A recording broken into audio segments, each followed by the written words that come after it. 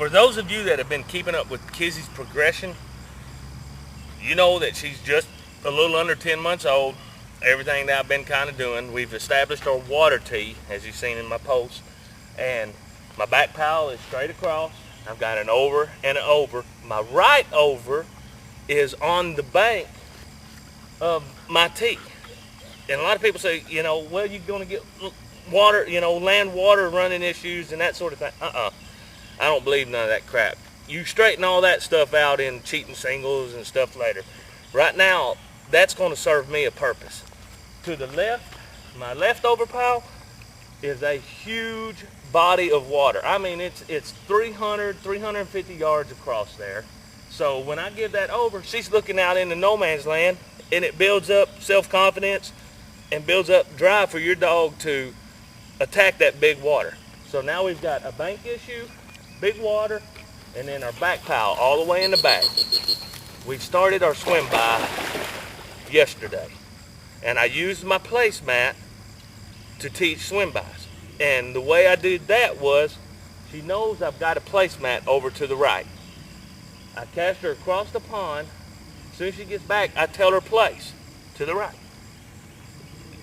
as she gets to the center. Now, if she does not understand that, here's the way I attack that. I go over to the place, call her.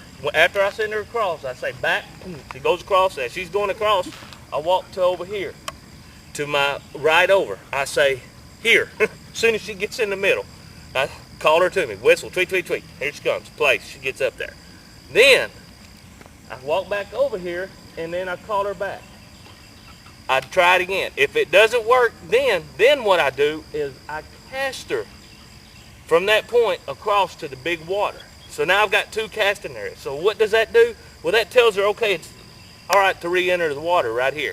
I may cast her, then call her back and all that, and kind of do it 2 or 3 times to where she understands it's okay to go off this bank. Pick up your far back pile. Then when you call her back and you tell her place, and really, really say place when she's getting up there. Then come back to your original starting point, give it a go.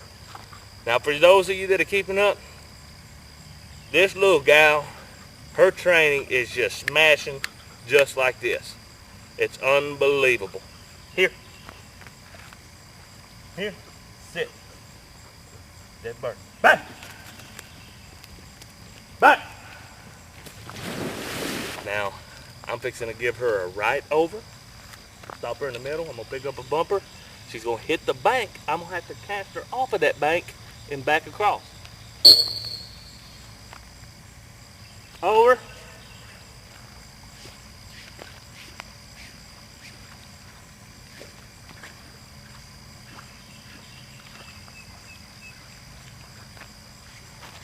And here comes the telltale. You're going to hit the bank.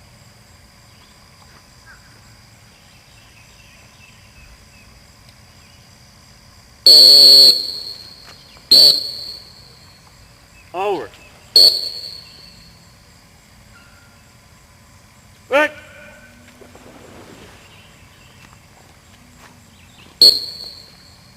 Over. She wanted to get a little fat on me, so I just kind of casted her a little bit. Over. And I'm letting her know it's good to go over. She's headed out to the big water now. And she will literally go, I promise you, till I blow this whistle. Good girl. It's, like I said, unbelievable how well her training is taking place. But the way that I did that made it real simple for her to understand. And she did. She had some problems when she come across, and I tried to get her to go back over. So I had to go over there and show her it was okay to go back into the bank. And as long as you don't get too crazy with collar corrections and overstimuli, whatever you want to call it, you'll be all right. Just go over there, simplify it, and show her that it's okay to get back in the water. Sit. Good girl. Give it. Now then, fetch. What I like to do, once I get them to that point, and I know that a dog truly understands, what you want to do is turn off all their inclination about going to get something. In other words, when I say dead bird, back, I'm the driver. You're not driving anymore. Kizzy's not driving anymore. So when I say dead bird back, no matter what, you should go where I tell you once your swim by is done. Here. Dead bird. Sit. Bam!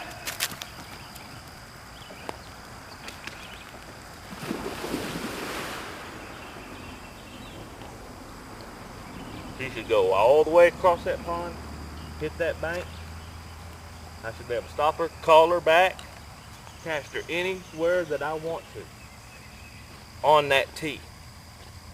Now while I'm doing this, I've also incorporating some land stuff behind me up here on this hillside.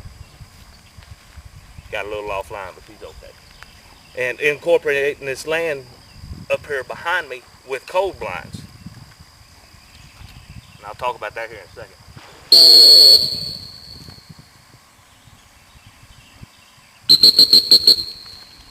I've stopped her on the edge of the bank. I'm going to call her across. When she hits the tee in the middle, I'm going to give her a hard over.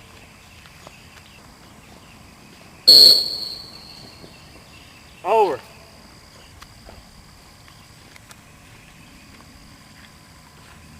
Back to the big water. Over. And all she did was look at me for a second as she's swimming. And all she did was turn her head, and I just gave her that reassuring over. You know, this is a big step for a dog. Over.